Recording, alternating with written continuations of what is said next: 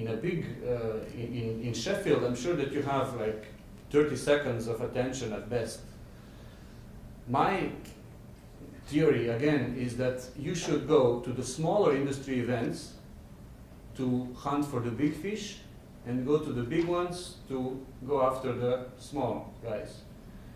Because, you know, you cannot reach Nick Fraser, or you cannot reach any Nick Fraser at Infor Sheffield, because there's like an army of people harassing them on the way to the toilet, inside the toilet, and outside the toilet.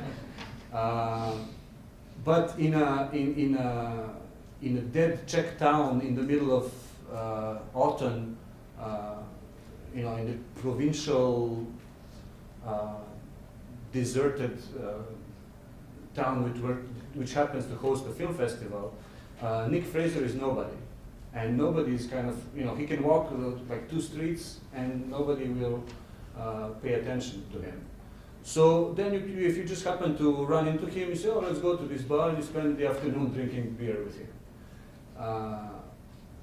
Which leads most of the time, you know, if you're reasonable enough, you know, it leads to fantastic long-term contacts, if nothing else.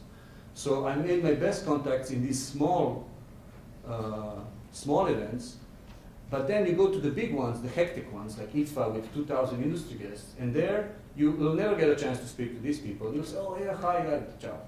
But you get to, there you get to, you go after the small guys. The small guys, representatives from TV stations from these red, pink, light blue countries, or smaller co-producers who are big in their offices or big in their countries, but when they come to ITFA, they are lost. They're completely, you know, their whole authority idea starts shaking. And then you come to rescue them. Because you know who they are. You come and you've done your homework, and I will show you how, and immediately their ego explodes, they love you, and they buy your film. So, commissioning editor archetypes. This is what happens. You get to the pitch, you get your 7 minutes. They're all supposed to listen to you very attentively, and they do, because they have a moderator who can ask any of them at any time what they think about your film. And nobody wants to be stupid in front of, you know, and unattentive in front of their colleagues, so they're really attentive. So this is your 7 minutes of total attention. We'll go through the characters. You know, you always have one leader of the pack, an alpha male or an alpha female, who whatever he says or she says really can make or break your career. If he says, "Oh, let's give this charming couple, like, okay, with two little signatures, we can solve their film," and then they create this kind of upbeat feeling, or they say, "No, I went once to that country and I was pickpocketed," and you're dead. Your career is dead. You know, it says more about the rest of the pack than about the leader of the pack. But there's always one alpha figure in every group, in general. Then you have this guy is called, I call him the beta guarantor. He's not as influential as the alpha leader, but his opinion is well respected. So if he says, "Oh yes, it's a good film, I trust the filmmaker," it can encourage all these other people to trust you. It gives you more credibility. They will give you 1 minute more of attention when they meet you at an individual meeting, just because he said that yes, I support the project. This is the I call him the follower. They everywhere the wind blows, they go, but they just stick to their chair. You know.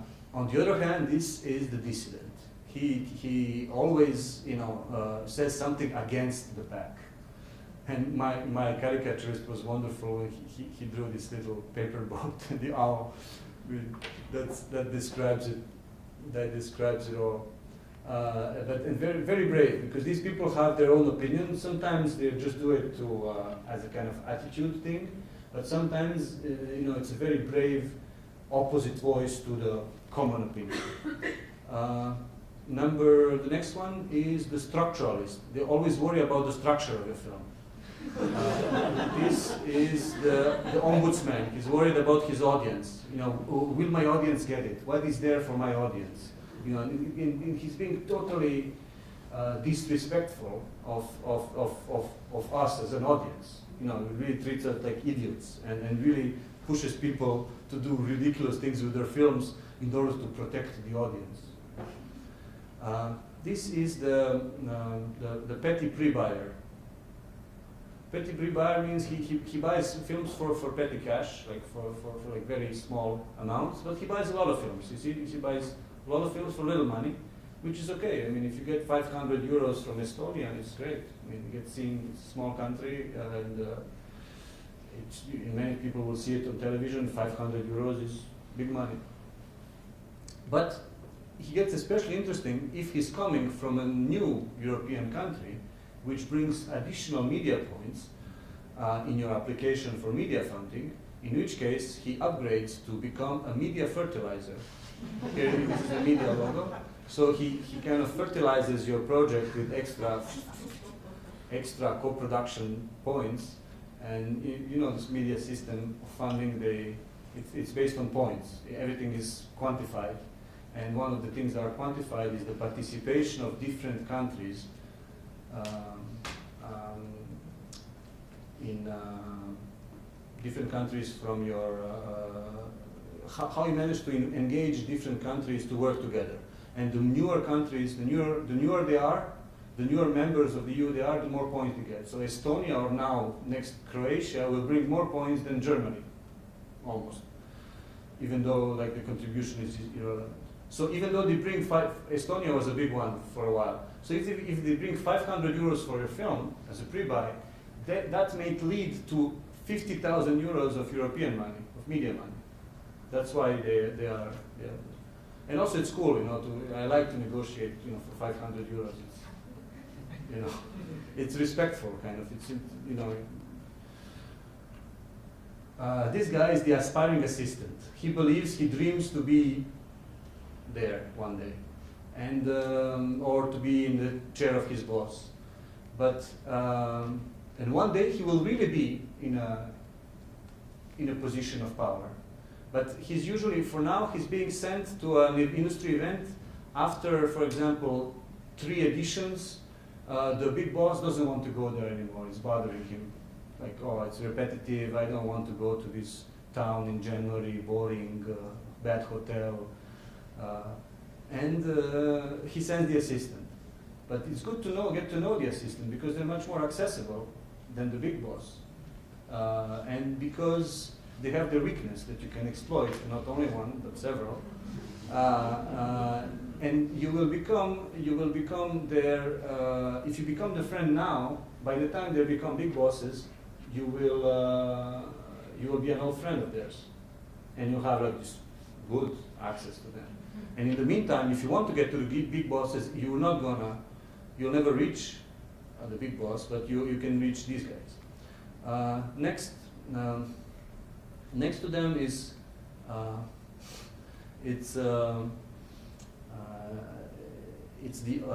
austere sweetheart, in the sense that is the person who have these ice cold looks, usually Nordic, or like they give you like you feel they have zero emotions, that they've been lobotomized,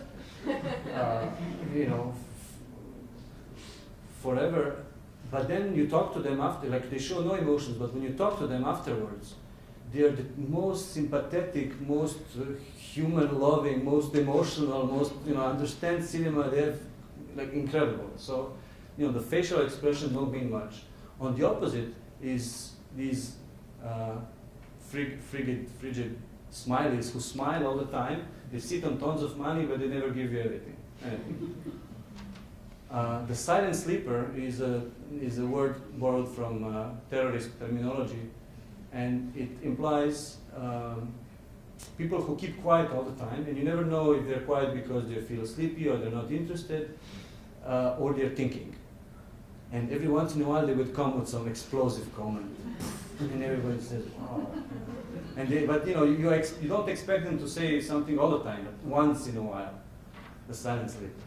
Well, it's a very interesting character because it really can change things. This is the worst. This is the smart-ass chronivore. Chronivore means a person who eats time. Smart-ass means smart-ass. In a pitch, you have 7 minutes to present your project, and then they have 7 minutes to ask you questions. But there's always somebody who wants to take advantage of your 7 minutes, the most important 7 minutes of your career, to impress their friends, their colleagues. So they start cracking jokes. They start saying things, their impression about the film. They start kind of making long introductions and to say basically nothing. In the end, you missed, they ate 2 minutes of your time, and you want to beat them up. And there's not much you can do about them except, not even, if you're being, if you're being arrogant to them, as they deserve, it creates a bad, everybody jumps in their defense because you're attacking a colleague. Although they will say that, he's being, although they will say that you are right, but, it just ruins your Q&A. The funambulist is the guy who walks on a wire, and he always balances. Where's the balance in the film? They require absolute balance in the film, not shades of gray, but balance. This guy is also quite evil in my drawing, but sometimes they do it with good intentions. It's called the not for my slot consultant. They will tell you, like, again, they will eat up 2 minutes, but they will say, but it's not for my slot. They will tell you how they like it, how they think it should be, but it's not for my slot. And then one of the latest contributions here, I call him the cross-platform sine qua nonist. Sine qua non means an absolute condition without which things will not happen, and onanist means nonanist. Sine qua nonist is a guy who will say, I will give you money, but if you make a cross-platform version of the film. And you say, well, I don't need a cross-platform, there's no point. No, like the only way we give you money is to make a cross-platform something about the film. And the key word here is something. I don't have anything against new technology, but there's some people are being too deterministic about the use. Did I miss anything? So I go to ITFA and I present this to all of them, and they like it. Yeah. And they say, oh, and you can hear them talking. This is the Arte boss, the big new boss of art. Oh, can I have this on my wall? So they are aware of it. And the thing is that you want to. These people are not, we are not there here to serve them, they are here to serve us in a way. We are providing them with meaning, with salaries in a way. I mean, these people are usually very frustrated because they have other people above them, other bosses. So it's like middle ranking officers in the army. They really, like the psychological profile is not nothing to be jealous of. And they also, none of them are filmmakers, and they're supposed to be kind of, supporting film in many ways, but you can feel that they have like a problem with their unrealized fantasy of making films. So I mean, there's really nothing to, I mean, just remember this picture next time you go and you can, I don't know, you should always try to explain them that, try to make them understand, not to explain, try to make them conclude themselves that they will lose something if they don't, participate in your film. I always come, look, I'm going to make this film with or without you.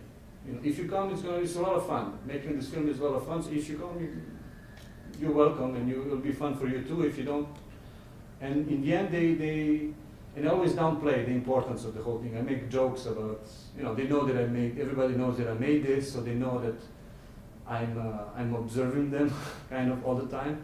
So they are a little, but it works. It works. In general, this type of humor works. If you're trying to be too intellectual during a pitch, it doesn't work, because then they feel a little bit disturbed again. If you're too smart in your project. Somebody said, don't talk to my head or I will start analyzing you. That was an advice that they gave. Talk to their hearts rather, talk to their emotions. And it's incredible how many bullshit fake projects get commissioned and get financed just because people suddenly lose their intellectual firewalls. Say, oh, this would be so nice if it were true. They know it's not true, but they say it would be so nice. They focus on it would be so nice. And they finance the film, and in normal conditions, if they were not emotionally touched by the pitch, they would say, oh wait, but this doesn't make sense. This is important. This, you cannot film this. This is contradictory. Forget it. Go back and into development and research. But no, it works, and just because they've been emotionally involved, they are buying films. So.